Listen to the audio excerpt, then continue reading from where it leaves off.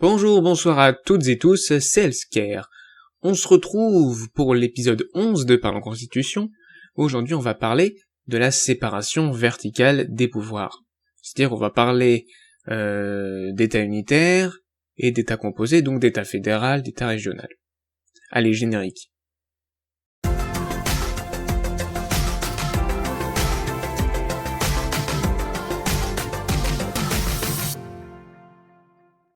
Alors tout d'abord, parlons des États fédéraux et des confédérations. Ce sont deux choses différentes, donc on va définir, et toutes les définitions, en tout cas, toutes celles où je ne précise pas que ce sont des définitions d'ailleurs, ce sont des définitions du vocabulaire juridique, association récapitant 13e édition, de Gérard Cornu, Presse universitaire de France, que j'ai déjà utilisé dans pas mal d'épisodes de cette série. Alors tout de suite, définition État fédéral ou fédération. Qu'est-ce qu'une fédération, qu'est-ce qu'un État fédéral ? C'est un groupement créé entre des unités politiques, pas de constitution commune. Une constitution commune pour plusieurs États, pour plusieurs unités politiques. Dans lequel ces unités politiques gardent certaines compétences de gouvernement, législation et juridiction, permettant de les considérer comme des États membres. Mais, attention, elles perdent leur souveraineté au profit du groupement, lequel a les compétences les plus importantes, le plus souvent seul la personnalité internationale et est le véritable État. Comme c'est le cas en Suisse, aux États-Unis d'Amérique, la République fédérale d'Allemagne, en Belgique également, et encore d'autres États, en Inde, etc., etc. Autre définition, toujours dans le même ouvrage, État succédant souvent à une confédération d'États, et qui constitue une entité internationale distincte, se superposant aux États particuliers entre lesquels il sert de lien. Donc souvent ça succède à une confédération d'États, qu'on verra juste après, la définition, qui constitue une entité internationale distincte, se superposant aux États particuliers entre lesquels il sert de lien. Un partage des compétences étatiques se réalise entre deux séries d'organes superposés. Donc il y a une superposition des organes, on le verra après dans les principes du fédéralisme. Donc les uns sont au niveau des États membres, ou États fédérés, et les autres au niveau de la fédération, ou État fédéral.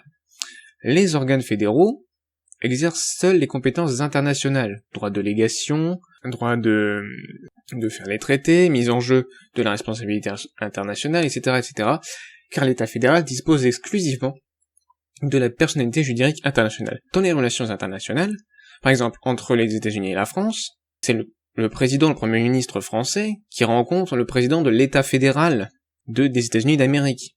Il ne va pas rencontrer dans les relations internationales le président, enfin le gouverneur de la Californie par exemple, ou du Mississippi, peu importe.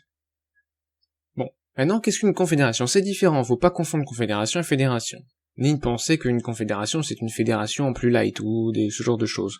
Mais bon, voyons la définition, elle est un peu grande, mais elle est assez complète. C'est une association volontaire entre États. La notion de volontaire est importante. Généralement contiguës, donc c'est-à-dire qu'ils ont des frontières communes, généralement, pas toujours, qui sont et demeurent souverains au regard du droit international. C'est-à-dire que, contrairement à la fédération, les États qui composent une fédération sont souverains au regard du droit international. Si une confédération existe, et elle a différents États, et que, par exemple, la France souhaite avoir des relations internationales avec cette confédération. Elle peut se tourner directement avec la confédération, mais elle va surtout, l'exécutif français va se tourner vers les États directement qui composent la confédération. Ou pour certaines questions, peut-être vers la confédération, si c'est la confédération qui est compétente pour les sujets qu'ils abordent entre eux. Voilà, donc c'est ce qui est marqué un peu dans la suite de la définition.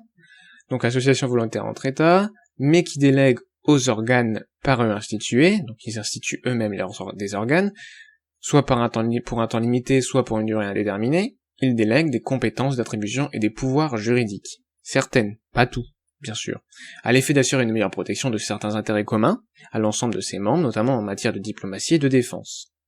Se distingue de l'État fédéral d'une part, en ce que une entité non souveraine au regard du droit international, elle ne dispose que d'une capacité limitée à l'effet de nouer et de conduire des relations internationales. D'autre part, en ce que les actes qu'elle édicte ne sont pas directement applicables aux individus dans chacun des États qui la composent. Alors il y a des exemples historiques, La Confédération des États-Unis entre 1781 et 89, ou la Confédération helvétique entre 1815 et 1848.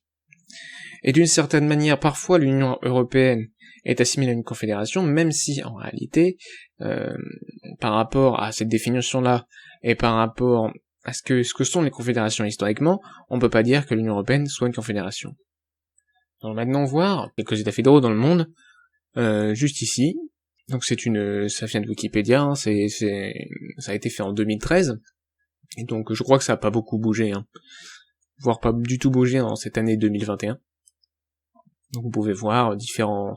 Vous mettez sur pause si vous voulez voir, mais ce sont les états fédéraux dans le monde. Qu'on retrouve certains qu'on vient de voir.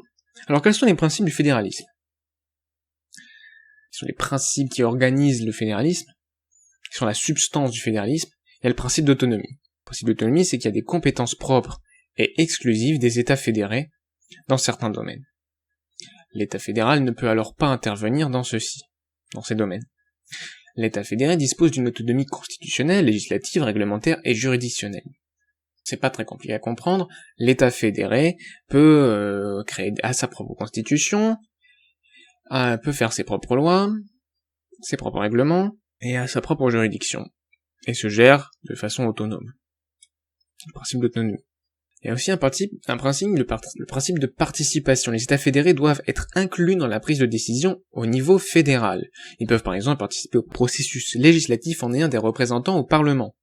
Ou un autre exemple que je n'ai pas marqué ici, ils peuvent par exemple être inclus dans le processus de révision constitutionnelle au niveau fédéral, donc de révision de la Constitution fédérale.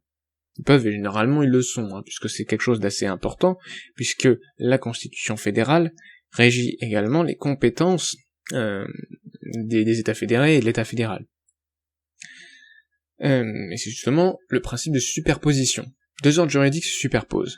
Ordre juridique, ça veut pas dire que on parle pas seulement de la justice, donc qui est des tribunaux dans les États fédérés et les tribunaux fédéraux. La Constitution fédérale régit les compétences des ordres. S'il y a deux ordres juridiques, il y a donc des règlements fédéraux et des règlements des États fédérés. Des lois fédérales et des lois des États fédérés. Vous voyez, il y a deux ordres juridiques qui se superposent. La Constitution fédérale régit donc les compétences des ordres pour chaque matière ou dans chaque domaine. La compétence peut être exclusive, c'est-à-dire que seul l'État fédéral ou seuls les États fédérés, enfin chaque État fédéré, a sa compétence, ou partagée entre les deux ordres, entre l'État fédéral et l'État fédéré. Donc ça, ce sont les trois principes du fédéralisme. Certains auteurs rajoutent le principe de coopération qui est en fait moins important et qui peut s'assimiler dans une certaine mesure au principe de participation.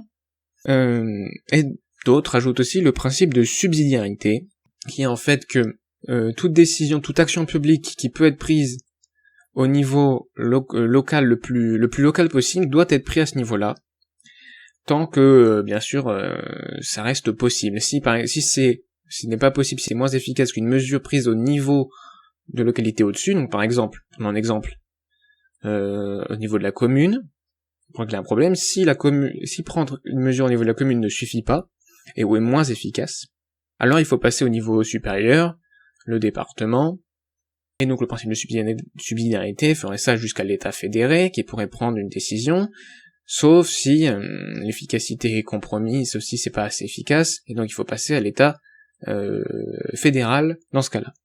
Vous voyez l'idée? C'est ça le principe de subsidiarité, un principe également qu'on retrouve dans l'Union européenne. Alors quels sont les avantages et les inconvénients de l'État fédéral? Alors j'en ai trouvé deux avantages, deux inconvénients. On va les voir tout de suite. Premier avantage, les fautes et abus de pouvoir sont estompées dans un État fédéral. Estompées, pas dans le sens où elles sont moins nombreuses, parce qu'elles peuvent être plus nombreuses puisqu'il y a plus d'entités politiques, mais elles sont estompées parce qu'elles concernent moins de monde, moins de territoire, et en plus ça fait des contre-pouvoirs car il y a des discussions entre les États fédérés, l'État fédéral et leurs institutions bien évidemment, et donc les fautes et les abus de pouvoir sont en principe estompés mais assez légèrement, me direz-vous. Donc c'est pour ça que ça va aussi avec la séparation horizontale des pouvoirs qu'on a déjà vu, avec par exemple le fait que dans un parlement il y ait deux chambres et que l'exécutif soit séparé du législatif.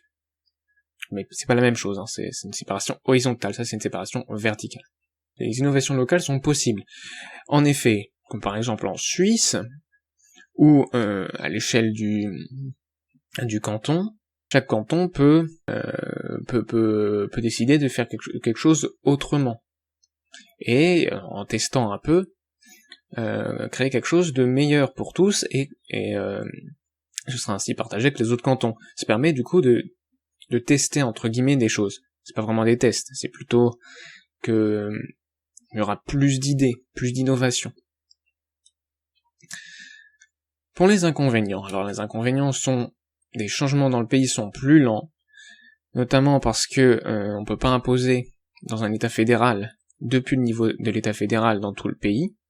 On peut pas imposer, évidemment, puisque les compétences sont principalement, en tout cas dans les domaines, par exemple, du social, de la santé, c'est principalement du ressort des États fédérés, et non de l'État fédéral. L'État fédéral s'occupe beaucoup plus de ce qui est relations internationales, commerce extérieur, ce genre de choses. Aussi, bien sûr, un peu de finance et la défense également du pays. Et il y a un risque de désunion dans l'État fédéral aussi. Deuxième inconvénient, il y a un risque de désunion, notamment s'il y a des inégalités. Par exemple, des inégalités économiques entre des États très riches et des États très pauvres. Il peut y avoir un risque de désunion avec volonté d'indépendance, surtout des États riches, bien évidemment. Les États pauvres préfèrent rester en général dans l'État fédéral pour avoir des subventions des autres, s'il y en a, ce genre de choses. Avantages et inconvénients de la Confédération. La Confédération n'étant pas une forme d'État à proprement parler, j'ai quand même décidé de l'inclure dans cet épisode sur la séparation verticale des pouvoirs, et on va pouvoir voir maintenant quels sont ses avantages et ses inconvénients. Donc ils sont là plus de l'ordre de l'international, évidemment. Les avantages, la paix entre les États, pour qu'il y ait la paix entre les différents États qui se faisaient la guerre, et également pour une coopération entre des matières différentes, généralement la défense, c'était dans la définition les intérêts communs, voilà. Intérêts communs que les États décident de mettre justement en commun. C'est leur intérêt commun. Ça fait un peu de répétition là. Et il y a aussi la possibilité d'un rapprochement entre ces différents États. Rapprochement culturel, rapprochement politique, rapprochement économique, rapprochement au point que ça devienne un État fédéral, une fédération et non plus une confédération. Rapprochement dans la diplomatie qui fait qu'il y aura moins d'animosité entre eux. Les inconvénients. Généralement, c'est instable. En tout cas, historiquement, c'était instable. Ça dure peu dans le temps. Alors, soit les États, la Confédération se disloquent et, à la place, on retrouve tous les États unitaires d'origine, voire plus. En tout cas, il n'y a plus de Confédération, à la place, on retrouve des États unitaires. Ou, ça évolue vers une fédération. Comme par exemple, c'est arrivé en Suisse, la Confédération helvétique qui est devenue une fédération, même si c'est toujours le titre officiel de la Suisse. Et pareil aux États-Unis, qui est devenue une fédération et non plus une confédération comme c'était il y a bien longtemps.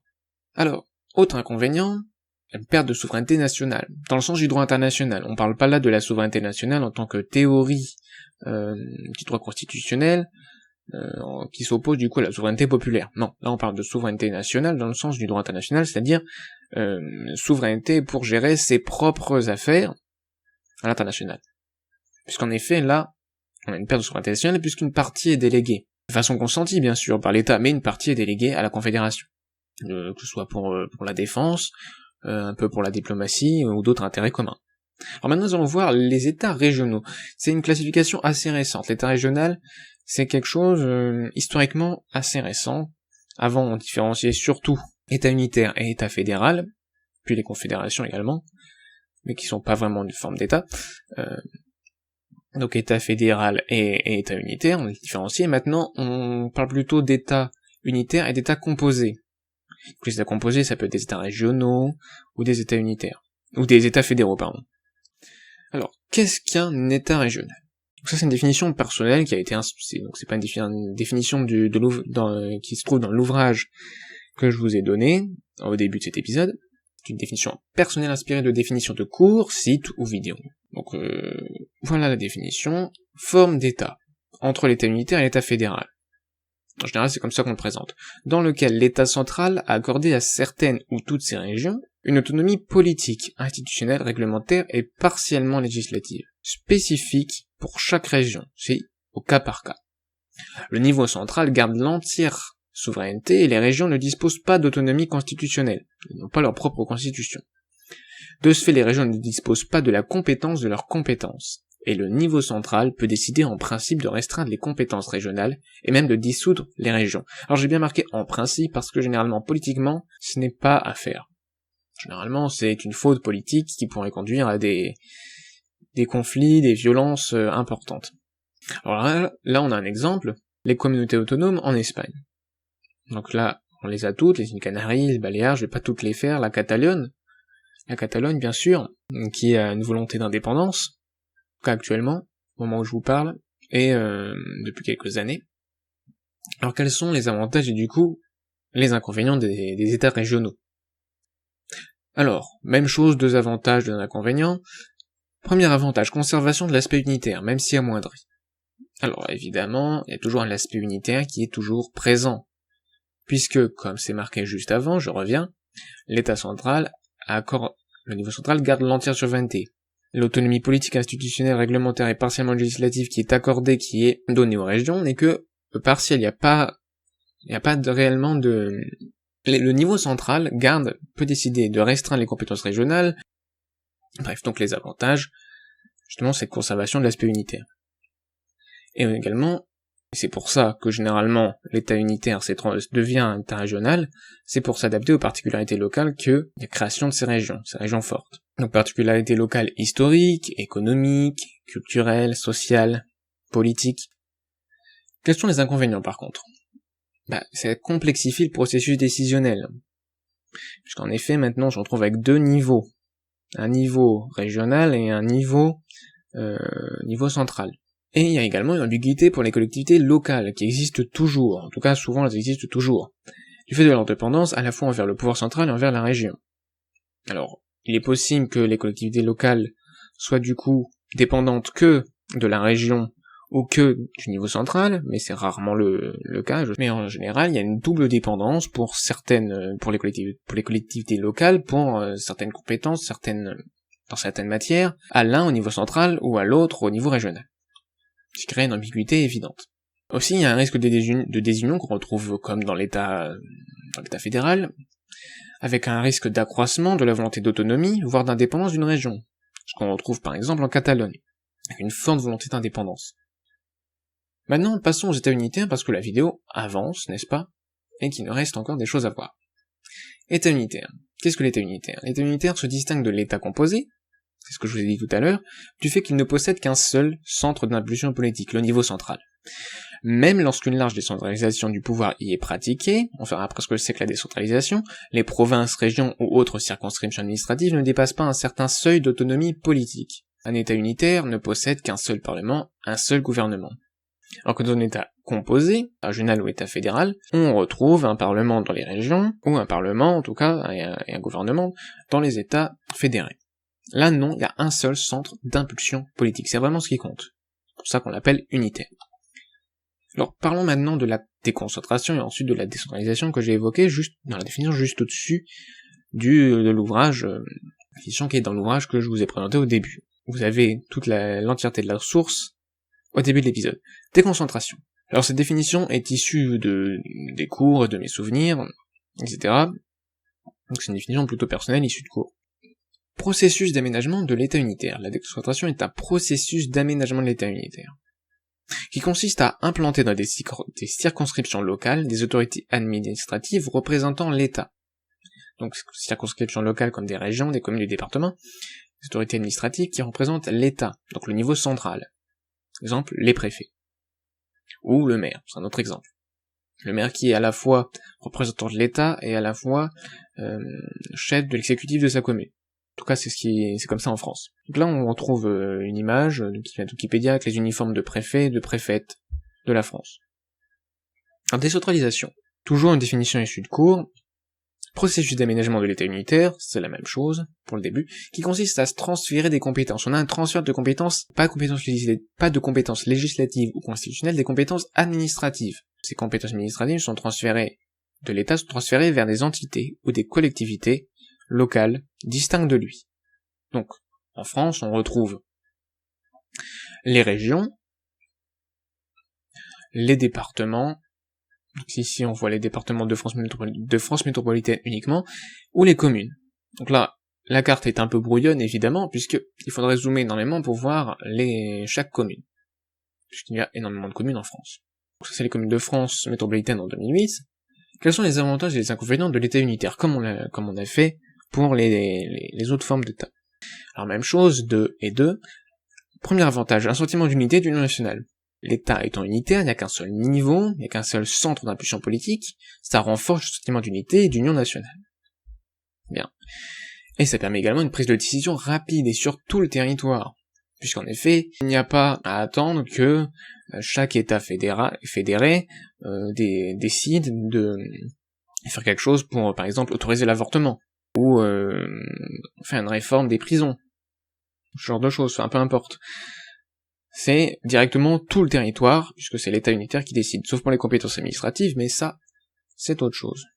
Les inconvénients. Risque plus fort d'abus de pouvoir, puisqu'il n'y a qu'un seul niveau d'impulsion politique, il n'y a plus réellement de séparation verticale des pouvoirs. Pas vraiment. On peut pas parler de séparation. Et un éloignement, une distance de la politique vis-à-vis du citoyen. En effet, sur un très grand pays, la politique se passe généralement dans une seule capitale, qui peut être éloignée du citoyen. En France, c'est à Paris. Les collectivités locales, c'est pas de la grande politique, c'est pas la politique de l'État.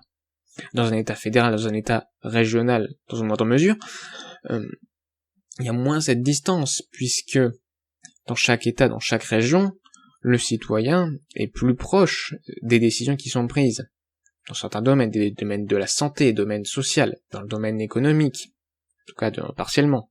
Donc ça rapproche le citoyen. Mais il y a d'autres manières de rapprocher le citoyen, en tout cas on l'imagine, parce que actuellement en France, le citoyen, en tout cas en 2021, avec la crise des Gilets jaunes, si vous vous souvenez, quelques années avant, il y a un sentiment d'éloignement, idem avec l'abstention, qui semble exprimer cet éloignement du citoyen vis-à-vis de la politique.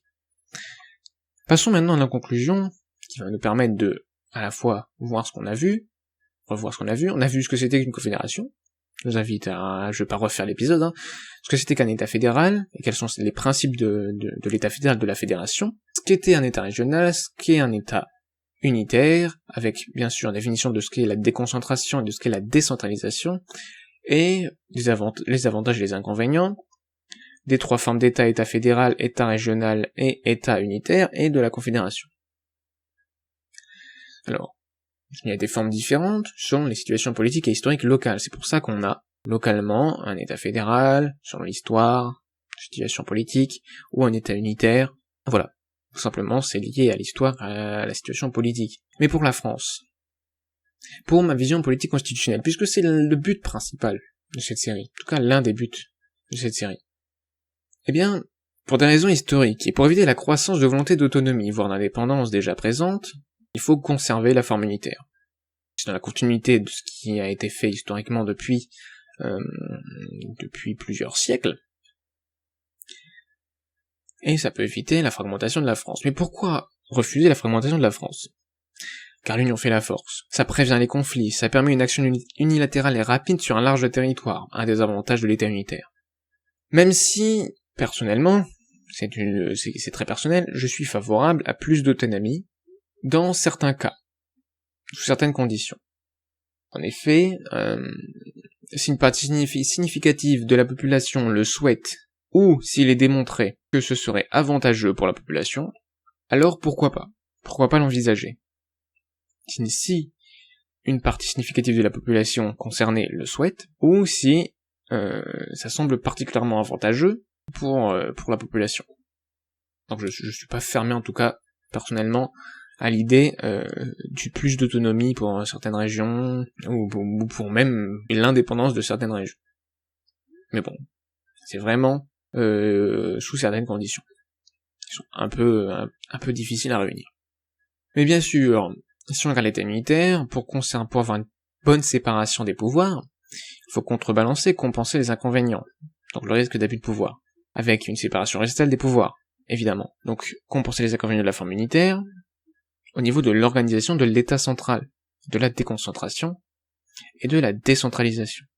Je vais pas rentrer dans les détails dans cette série de ce qu'on pourrait faire en déconcentration, en décentralisation, puisque dans cette série on se concentre sur la constitution, sur le niveau, et non pas sur l'administratif, surtout sur l'aspect constitutionnel du pays, sur la constitution. Et donc si je me concentre sur la constitution, je vais pas aborder la décentralisation dans les détails, ce qu'on pourrait faire au niveau des lois, ou la déconcentration, mettre en place peut-être d'autres institutions, donner plus de pouvoir au préfet, ou au maire, etc., etc. On va pas aborder ça ici, on va se concentrer sur le niveau central. Merci d'avoir écouté cet épisode 11. J'essaie d'aller plus vite, mais en fait j'arrive pas, parce que j'ai envie de parler, j'ai envie d'expliquer correctement, j'ai l'impression de jamais avoir le temps, de jamais réussir à expliquer correctement ce que j'essaie d'expliquer. Si vous avez des questions, posez dans les commentaires, j'y répondrai. Si bien sûr je les vois, si ça fait pas trop longtemps, je vais sortir l'épisode. Merci encore d'avoir écouté. La fois prochaine, on va parler de la mise en place d'une nouvelle constitution. Comment on peut mettre en place une nouvelle constitution, puisque ça pourrait être une conclusion, enfin, quelque chose de, pas une conclusion de la série, hein, une finalité de ce que je fais là, c'est-à-dire avec toutes les idées qu'il y a là, faire une constitution et essayer de la mettre en place, comment faire? Ça va être le sujet du prochain épisode. Merci à tous et tous, c'était Elsker, et du coup à la prochaine.